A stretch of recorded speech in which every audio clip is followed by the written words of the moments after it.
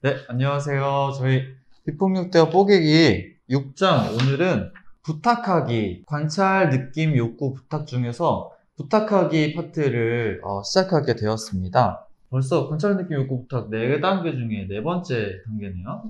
그럼 모리스님 요약을 해주실까요? 자, MVC 모델의 네 번째 단계이자 마지막 요소인 부탁에 대해서 이야기를 해볼 건데요. 이제 이게 왜 중요하냐면은 우리가 그 앞에서 원하는 것까지를 이제 표현을 했어요. 그것들이 충족되기 위해서 부탁하는 거를 구체적인 방법을 여기서 이제 좀 이야기를 할 거예요. 이제 세 가지로 좀 나눠서 이야기를 할 수가 있는데, 첫 번째는 긍정적인 행동, 언어, 그리고 구체적으로 표현하는 게 있어요. 여기서 이제 긍정적인 행동 언어를 쓰는 것이 중요한 이유가, 만약에 우리가 이거를 부정적으로 표현했을 때 상대방 입장에서는 이게 실제로 무엇을 부탁하는 건지가 분명하지 않을 수가 있어요. 그리고 저항감 불러올 수도 있다라는 단점이 있는 거죠. 그리고 좀 구체적으로 또 표현하지 않았을 때는 상대방한테 또 혼란을 주는 거예요. 내가 이제 부탁을 할 때 나조차도 분명하지 않은 것을 다른 사람이 알아서 해주기는 되게 어렵다. 이런 이야기를 하고 있어요. 자신이 받고 싶은 것에 대해서 명확하게 할수록 그것을 받을 가능성이 높아진다. 라는 게 이제 첫 번째고요. 두 번째로는 들은 대로 다시 말해달라고 부탁하기가 있어요. 그래서 우리 말이 좀 잘 전달되었는지 확인하는 목적이 있고, 상대방한테 이제 다시 말해달라고 부탁하면서 그 상대방이 그 부탁을 들어줬을 때, 그 노력하는 모습을 보여줬을 때 이제 감사를 표시하는 게 좀 중요해요. 왜냐면은 상대방 입장에서 아니 왜 했던 말을 또 이제 나보고 되풀이 하라고 해? 이런 마음이 좀 올라올 수도 있잖아요. 그런 것에 대해서 좀 공감해주고 내가 부탁한 것에 대해서 들어준 것에 대한 이제 감사 표현, 이런 것이 좀 중요하다. 그러니까 이제 여기가 두 번째까지 이야기고요. 세 번째가 솔직한 반응 부탁하기예요. 내가 이제 상대방한테 부탁을 하고 이해도 했다라는 거를 알았어요. 그것에 대해서 상대방이 어떻게 느끼는지, 그리고 어떻게 생각하는지, 그리고 내 제안을 받아들일 의사가 있는지를 확인하고 싶잖아요. 그래서 그런 것들에 대해서 그 반응을 부탁할 수 있는 거가 이제 세 번째라고 얘기할 수가 있어요. 이런 이제 부탁을 우리가 하는데 종종 부탁과 강요를 구분하는 것을 어려워하기도 해요.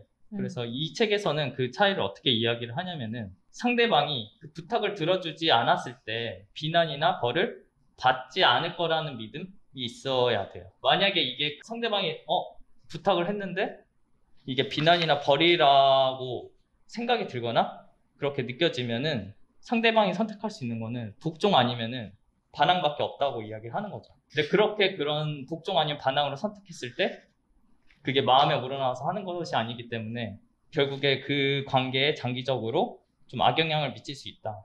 이런 얘기를 하고 있어요. 만약에 우리가 부탁으로 하더라도 강요로 들릴 수도 있잖아요. 그럴 때는 그 사람의 말에 좀 공감을 해주고, 예를 들어서 상대방이 내 어떤 부탁을 하고 그것에 대해서 응하지 않았을 때, 아, 너 마음은 이렇겠구나. 아니면은 너가 이런 게 좀 중요해서 지금 내 부탁을 들어줄 수 없는 상태야. 그래서 상대방이 이해하는 입장, 이런 표현들을 하는 것들이 좀 상대방 입장에서는 강요로 들릴 가능성이 좀 줄어들어요. 여기까지 좀 정리를 하면 될 것 같아요. 부탁을 하는 방법에 대해서 얘기를 해주시고, 그다음에 부탁과 강요를 구분하는 방법에 대해서 이야기를 해주신 것 같아요. 네. 부탁을 하는 방법을 세 가지로 나눠서 이야기를 해주셨죠? 네. 세 가지를 살짝 요약을 해서 이야기해 주실까요? 네. 긍정적인 행동 언어, 그리고 그 행동 언어를 이제 구체적으로 표현하는 게 있고요. 두 번째로는 상대방이 이해한 대로 다시 한번 이제 말해달라고 부탁하는 거. 그리고 세 번째로는 이제 솔직한 반응을 부탁하는 거예요. 내가 말한 것에 대해서 어떻게 들렸고 그것에 대해서 어떻게 생각하고 어떻게 느끼는지. 그렇게 이제 세 가지가 부탁할 때 할 수 있는 이제 방식이고, 그리고 여기서 포인트 중요한 거는 부탁과 강요를 구분해서 하는 거가 이렇게 간단하게 정리할 수 있을 것 같아요. 모리스님 그 요약을 이렇게 들어봤는데 인상 깊은 이 부분을 좀 더 이야기를 해볼까요? 저는 128페이지에 남편에게 이야기하는 부인의 사례가 나와요. 사례가 나오는데 그 사례에서 남편이 일을 너무 많이 하니까 가족하고 보내는 시간이 부족해서 남편에게 일을 좀 그만하고 시간을 좀 보내라. 응. 일을 좀 그만해라. 이렇게 부정적으로 부탁을 했는데, 응. 그러니까 남편이 골프 토너먼트에 등록을 했던 이렇게 웃지 못할 사연이 있었는데, 이 부인이 원했던 것은 남편에게 적어도 일주일에 하루 정도는 나와 아이들과 저녁을 먹어주는 것. 응. 이게 실제로 하고 싶었던 내용이라서, 그게 되게 인상 깊었어요. 원하는 것을 부탁하는데 실패했다. 구체적이고 긍정적인, 그러니까 음. 구체적으로 할 수 있는 행동 부탁으로 하면 내가 원하는 걸 제대로 전달할 수가 있지만, 하지 말라고 이렇게 부탁을 하면은 선택지가 넓어지기 때문에 선택지가 넓어진 상태에서 다른 선택을 해버릴 수 있는 거죠, 상대방. 이거는 조금 다른 얘기긴 한데 우리가 부동산 정책 있잖아요. 네. 그러니까 그 규제를 우리가 할 때 네거티브 규제랑 포지티브 규제가 있어요. 그러니까 네거티브 규제는 이거 하지 마 이거고 포지티브 규제는 이것만 해라는 규제거든요. 근데 지금 부동산 정책이나 이런 게 대부분이 이거 하지 마예요. 그래서 사람들이 선택하는 것들이 그것 빼고 계속 다른 방법을 찾아서 하고 있는 거죠. 그러다 보니까 지금 이런 부동산의 시장이 좀 이런 영향까지 미치지 않았나 이런 생각이 저는 떠올랐어요. 이것들을 보면서. 그것도 어떻게 보면 같은 맥락이죠. 네. 부정적인 부탁과 긍정적인 부탁, 구체적인 행동 부탁과 모호한 부탁의 사례 중에 하나인 것 같아요. 그런 맥락인 것 같아요. 저도 그 권일님이 방금 짚어주신 부분이 읽으면서 좀 웃겼어요. 그래서 아내가 얼마나 황당했을까. 저는 정말 황당했거든요. 그렇기도 했고요. 그리고 그 밑에 이 책의 저자가 이 책의 저자의 이야기도 나와요. 밑에 같은 페이지인데 뭐 본인이 어떤 TV 프로그램에 출연해서 그 녹화 방송을 챙겨봤다고 해요. 근데 본인이 원하지 않는 방식으로 얘기를 하는 모습을 보고 좀 실망을 했나 보죠? 그래서 그걸 보면서 나는 이렇게 하지 말아야지, 뭐 어떻게 하지 말아야지, 뭐 상대가 나를 바보로 만들지 못하게 할 거야, 뭐 이렇게 결심했다고 하는데 저는 평소에 이런 생각 정말 많이 하거든요. 그러니까 내가 어떻게 하고 싶다, 내가 좀 더 이런 느낌을 줬으면 좋겠다 생각하는 게 아니라 내가 왜 이렇게 말했을까? 이러지 말아야지. 다음에 또 어떻게 할 때는 뭐 이렇게 하지 말아야지. 이 생각을 하는데 이 생각을 하면 할수록 좀 발전이 없다는 생각이 들어요. 그래서 이 부분이 좀 인상 깊었어요. 맞아요. 그래서 이 사람이 이제 스튜디오로 가는 동안 다음 녹화할 때, 하기 전에 내가 이제 절대 이거 하지 말아야지 이런 걸 되새기면서 그 녹화에 임했는데 그렇게 임했을 때 부작용이 뭐였냐면은 입을 안 열고 가만히 있을 땐 괜찮았는데 입을 열자마자 이제 또 똑같은 행동을 반복했다 이렇게 표현하고 있어요. 그래서 이것은 자신이 원하는 것을 명확하게 하지 않은 채 하고 싶지 않은 것만 정해놓았을 때 어떤 일이 일어날 수 있는가를 보여준 아픈 교훈이었다.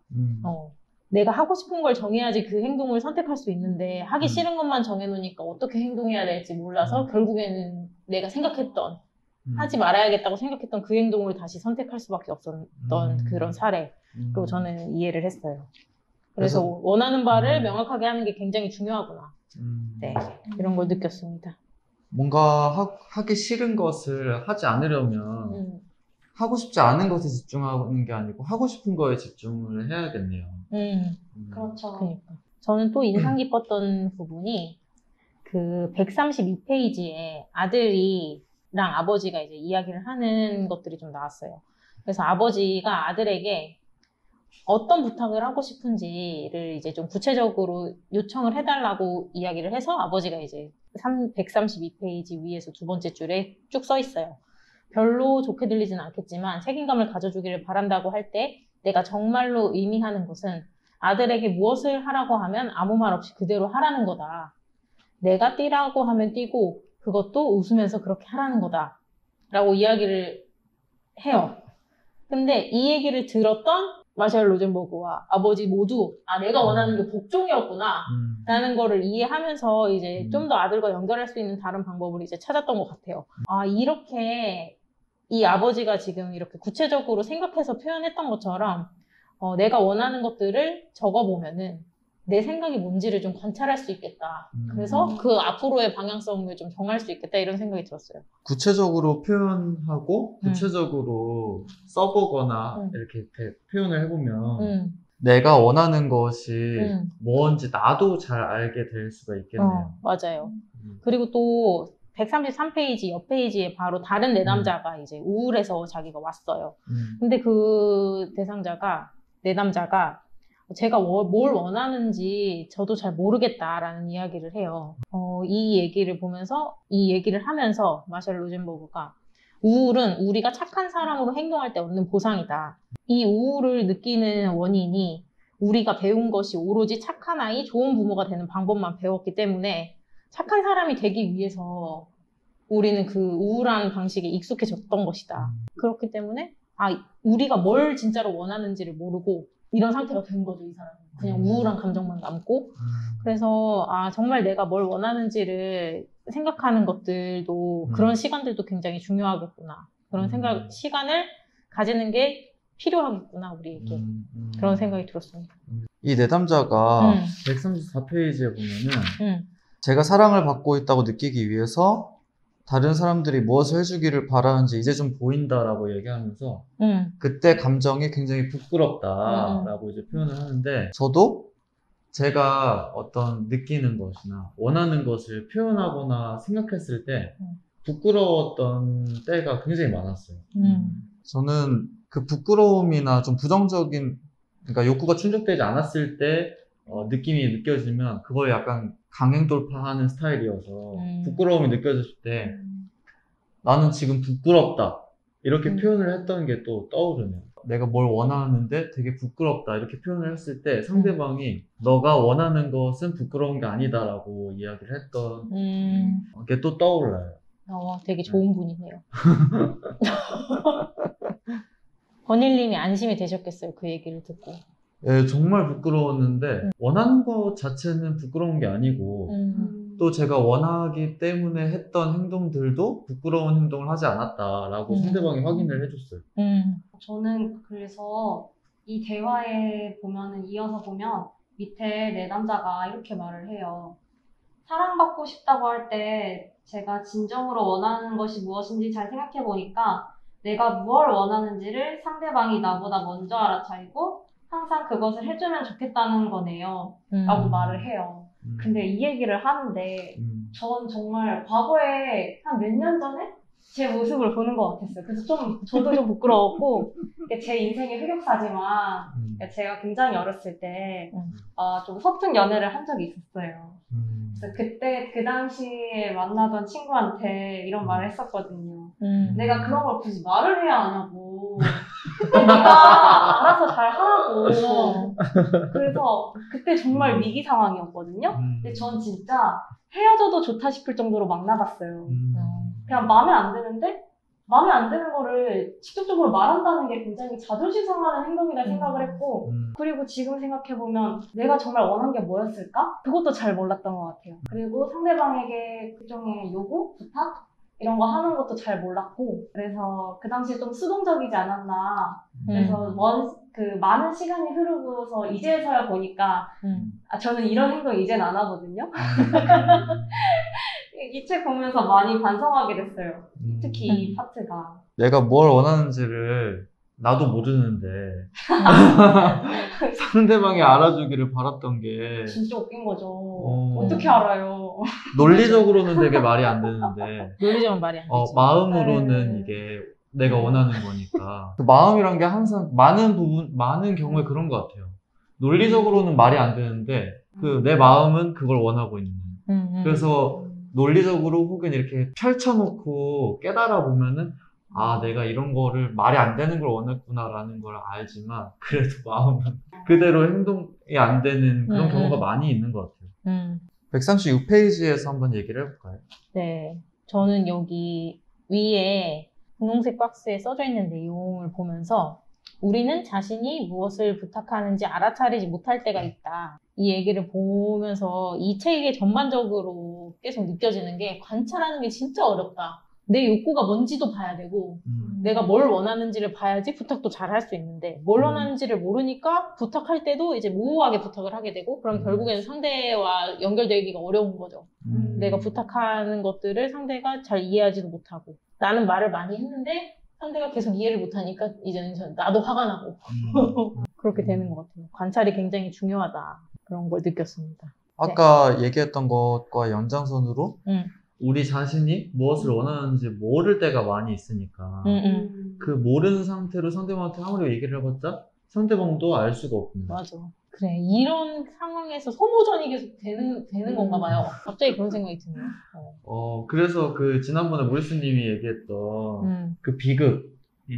메비우스의 띠처럼. 네, 메비우스의 띠처럼 계속 반복되고 상대방과 내가 원하는 게 뭔지를 서로 모르니까 똑같은 주제, 똑같은 일로 계속 반복되는 싸움을 벌이는 그런 비극이 일어나는 것 같습니다. 책에도 나오잖아요. 이렇게 느려 타진 열차는 내 생에 처음 본단 말이오 하고 같은 말을 세 번씩 했어요. 남편이. 저는 특히나 가족들은 아무래도 격이 없이 가깝게 지내다 보니까 뭘 원하는지를 말하는 게 아니고 그냥 짜증스러운 상황에서는 이런 식으로 그냥 툭 던지는 경우가 많잖아요. 맞아. 근데 참 이럴 때 진짜 어쩌라는 건지 저도 잘 모르겠고 그래서 이 부인이 말한 것처럼 저도 어떻게 하라는 거냐 하면서 참 무의미한 말들만 오가는 경우가 많은 거예요. 가까운 관계일수록 내가 뭔가 명확하게 얘기하기보다는 바라는 게 많으니까 모호하게 좀 더 말하게 되고 던지듯이 화를 내게 되는 것 같아요. 가까우니까 다 알 거라고 생각하는 것 같아요. 그러니까 이 사람 나랑 오랜 시간 보냈고 그리고 같이 있었던 시간들도 긴데 당연히 내가 다 나에 대해서 잘 알아야 되는 거 아니야? 이런 생각으로 어떤 상황이든 내가 뭔가 원하는 게 있으면 그거에 맞춰서 상대방이 행동해 주길 원하고 그러다 보니까 그냥 나는 떠오른 생각이나 이렇게 표현을 했는데 상대방은 모르는 거죠. 가깝게 지낸다고 해서 알 수 있는 것이 아니죠. 나랑 제일 가까운 나도 나를 모르는데. 그쵸. 나도 나를 잘 모르는데. 갑자기 노래가 떠올라가지고 노래 한 번. 나도 나를 모르는데. 들었잖아. 네가 나를 너가 알겠느냐. 나를 알겠느냐. 저 뭔지 모르겠는데. 트로트. 이럴 수가. 노래예요? 타타타라는 제목의 요즘 노래예요? 옛날 138페이지에서 얘기를 한번 해볼까요? MVC에서 지속적으로 하고 있는 말이 결국에는 우리의 행동은 어떤 욕구에서 비롯돼가지고 행동을 하는 거고 그 욕구에는 느낌이 뒤따르고 이런 걸 계속 얘기하고 있잖아요. 그래서 138페이지 상단에 우리가 다른 사람에게 말을 할 때에는 언제나 상대방에게 무엇인가를 요청하고 있다고 나는 믿는다. 이 얘기를 보면서 모든 것이 신호구나. 내가 뭘 원하고 있는지를 알 수 있는 신호겠구나. 그래서 관찰이 또 중요하다. 이런 생각이 들었습니다. 어떤 그 표현을 할 때에도 언제나 상대한테 무언가를 요청을 하고 있는 거다라고 이제 이 문장을 봤을 때 그렇게 막 와닿는 문장은 아니었어요. 아니었는데 뭔가 생각을 해보면 여기에서 벗어나는 상황을 또 생각을 해보면 그렇게 딱히 또 떠오르지도 않는 것 같아요. 이런 입장에서 보면. 맞아. 어떤 이야기를 하더라도 내가 원하는 것이 뭐 연결이든 아니면 뭐 우리의 관계든 아니면 내가 뭐 어떤 행동을 하길 부탁을 하든 여러 가지 욕구들을 떠올려 보면 욕구들이 항상 그 표현에 담겨져 있는 것 같다 라는 생각이 드는 것 같습니다.